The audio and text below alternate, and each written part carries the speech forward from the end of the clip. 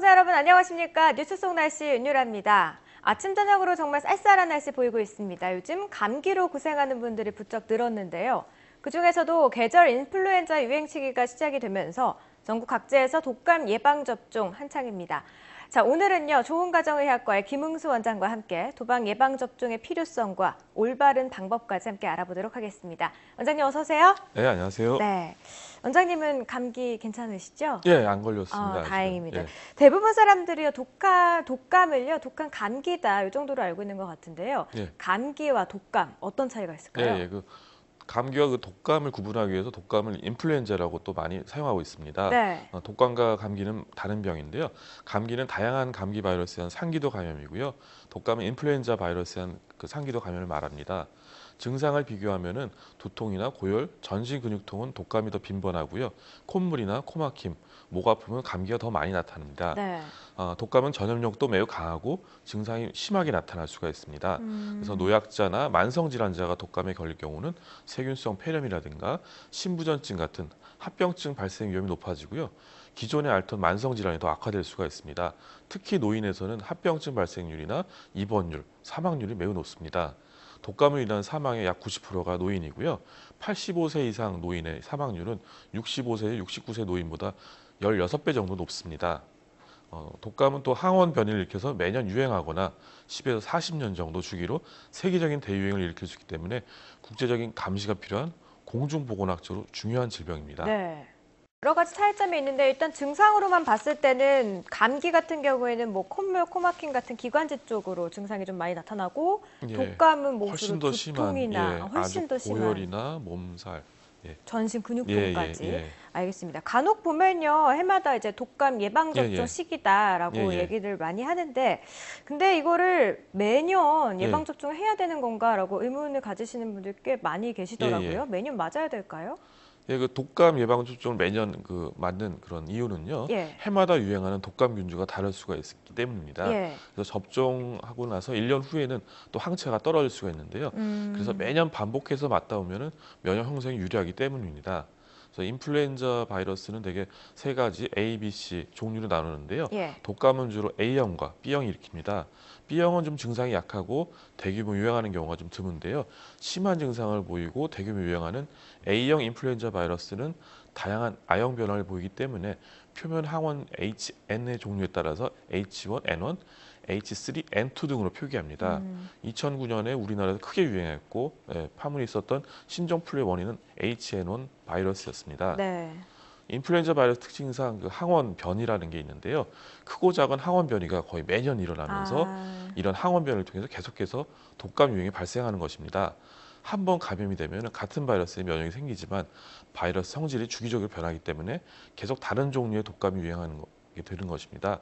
그래서 WHO에서는 매년마다 유행이 예상되는 인플루엔자 바이러스를 발표를 하고요. 이를 근거로 각 나라에서는 독감 백신 접종을 준비하는 것입니다. 그러니까 한 계절에 독감이 한번 걸리면 면역력이 생기기 때문에 또 뭐 예방 접종할 필요가 없는 거지만 그 다음에는 또 항원 변이 가능성이 있기 때문에 그때마다 다른 항원이 생기는 또다시 거죠. 독감 예방 접종이 필요한 거군요. 예. 또 이제 궁금한 게 독감 예방 접종 비용이요. 병원마다 지역마다 조금씩 다른 것 같아요. 그 이유가 있을까요? 보건소나 일부 1차 의료기관에서는 그 지역 주민을 대상으로 무료로 예방접종하는 경우가 있습니다. 네. 지금도 하고 있는데요. 65세 이상 노인이나 국가유공자, 장애인 1, 2, 3등급, 의료보호 1, 2종이 해당됩니다. 또 대개 일반 병원에서 3세 이상의 경우에는 3만 원 정도, 그 이하의 경우는 2만 5천 원 정도 가격이지만 또 병원에 따라 가격 차이가 나기도 합니다. 그 이유는 제약회사로부터 독감 백신을 사는 비용이 소규모 동네 의원보다는 대량으로 구매하는 병원의 경우 더 싸게 더 많이 살 수 있기 때문입니다. 그렇군요. 예. 자, 이제 독감이 유행을 하기 전에 예방접종을 하는 게 예. 무엇보다 중요할 것 같은데요. 보통 독감은 언제부터 유행을 하고요? 또 예방접종을 할 때 어떤 점들 우리가 주의해야 될까요? 대개 65세 이상 노인이라든지 심장 폐질환, 당뇨 등 만성질환을 갖고 있는 환자와 그 보호자, 그리고 생후 6에서 59개월 소아 임신부들을 우선 접종 대상자로 정하고요. 네. 독감 예방 접종을 권고하게 됩니다. 우리나라는 통상 12월부터 다음해 4월까지 독감 유행이 발생하기 때문에 우선 접종 권장 대상자는 본격적인 유행 발생 전인 10월에서 12월 사이에 예방접종이 권장이 됩니다.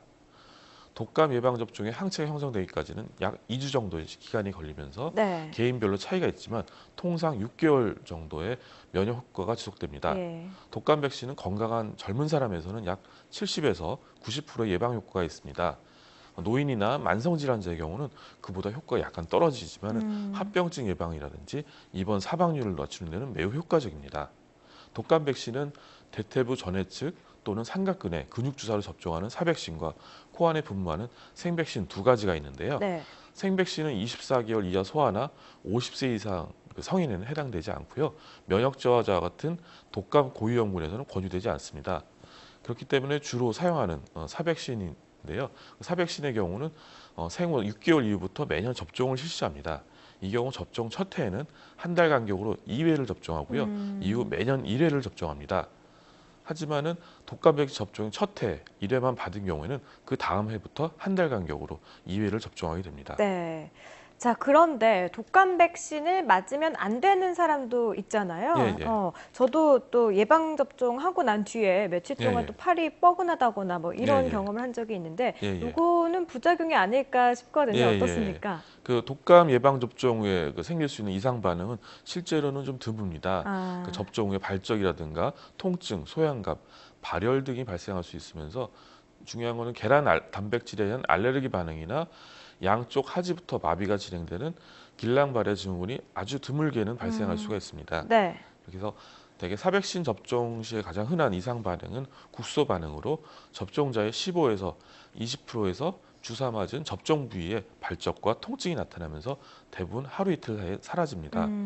비특이적 전신 반응으로서는 발열이라든가 무력감, 근육통, 두통 등의 증상이 1% 미만에서 나타날 수가 있으며 대개 백신 접종 후 6에서 12시간 내에 발생하면서 하루나 이틀 정도 지속되고 대개 첫 백신 접종 후에 나타날 가능성이 높습니다. 예.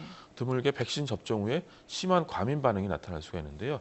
이 과민 반응은 대개 백신에 남아있을 수 있는 소량의 계란 단백에 의해서 나타날 수가 있습니다. 계란에 심한 아나필락시스 반응을 보이는 사람은 접종을 금지해야 하고요. 계란 알러지가 있는 환자는 의사와 상담 후에 접종 여부를 결정해야 합니다. 길랑발해 증후군의 경우는 1976년에 사용되었던 돼지 인플루엔자 백신과는 달리 77년 이후의 백신에서는 접종 후에 길랑발해 증후군의 발생 빈도가 높지 않았지만은 접종 후 6주 이내에 길랑발해 증후군을 보였다면 접종을 하지 않은 것이 바람직합니다. 네. 또 독감 생백신 같은 경우는 비강 내 분무 후에 소아에서 가장 흔히 나타나는 이상 반응은 콧물과 두통입니다. 성인의 경우는 기침, 콧물, 코막힘, 인후통, 오한 등의 증상을 보이는데요. 대개 백신 접종자의 10에서 40%에서 나타났다고 합니다. 그러니까 제가 이제 팔이 뻐근했다라는 거는 일일 내에 금방 좀 그냥 사라질 일시적인 증상이기 그냥 때문에 반응으로 생각하시면 됩니다. 크게 걱정할 필요는 예, 없는 예, 거죠. 예. 자, 그렇다면 이제 독감을 예방하기 위해서 우리가 평소에 생활 속에서 중요한 수칙들, 뭐 지켜야 예, 예. 할 수칙들 이런 게 있을 것 같은데 어떤 게 있을까요? 예. 그 독감의 제일 중요한 건 예방 접종이 제일 중요한 것은 독감 예방 접종이지만은 이것이 100% 예방되지는 않습니다. 네. 대개 70에서 90% 정도 효과이기 때문에요. 예방 접종 외에도 독감을 예방하는 생활 습관이 중요합니다. 그래서 비누를 이용해서 손을 자주 씻고요. 물을 사용할 수 없는 경우에는 알코올이 포함된 소독제를 이용해서 손을 청결하게 하는 것이 중요합니다. 네. 그리고 기침할 때는 티슈 등을 이용해서 입을 가리고 해야 되고요. 티슈는 바로 버려야 하고 기침을 자주 하는 사람들은 마스크를 착용하는 것이 좋습니다. 그래서 티슈나 마스크가 없을 때는 옷소매를 사용해서 입을 가려야 하면서 소매가 없는 옷이라면 손으로 입을 가리고 기침을 한 다음에 손을 씻어줘야 합니다. 네, 알겠습니다. 자, 오늘 좋은 가정의학과 김흥수 원장님과 함께 독감 예방접종에 대해서 알아봤습니다. 고맙습니다. 예. 독감 예방접종을 할 때는요, 피곤하거나 미열이 있는 등 컨디션이 좋지 않은 경우 접종을 조금 미루는 게 좋고요. 또 주사를 맞고 난 뒤에도 평소보다 약간 두툼하게 입어서 체온을 따뜻하게 유지하는 게 좋다고 합니다. 뉴스 속 날씨 오늘 준비한 소식은 여기까지입니다. 시청해주신 여러분 고맙습니다.